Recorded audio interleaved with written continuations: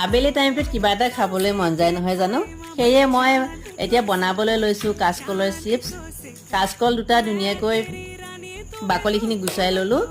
আৰু পানীতে 1 চামুচ নিমখ দি দিলোঁ আৰু এতিয়া মই চিপছ বনোৱাৰ দৰে পিহনাত পাতল পাতলকৈ মই কাটি লৈছোঁ এইখিনি হৈ গ'ল আৰু নিমখ দিয়া পানীখিনি খুব ধুনীয়াকৈ ধুব লাগে যাতে এঠাটো গুচি যায় এঠাটো যোৱালৈ মই পৰিষ্কাৰকৈ ধুই ল'লোঁ এইখিনি হ'ল চাওক কিমান সুন্দৰ হৈছে আৰু খুব পাতল পাতলকৈ মই কাটি লৈছোঁ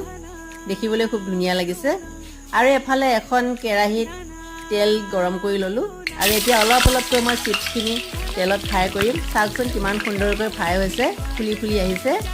দেখোঁতে খাম খাম লাগিছে এইবোৰ বস্তু সঁচাকৈ লোভনীয় হয় আৰু কিনা বস্তু খোৱাতকৈ এনেকৈ ঘৰতে বনাই খোৱাটো ভাল আৰু অকণমান মই নিমখ দি দিলোঁ আৰু জলকীয়া পাউডাৰ দি দিলোঁ এতিয়া খাবলৈ লাগে আৰু বহুত টেষ্টি আপোনালোকে এবাৰ বনাই চাবচোন আজিলৈ বাই বাই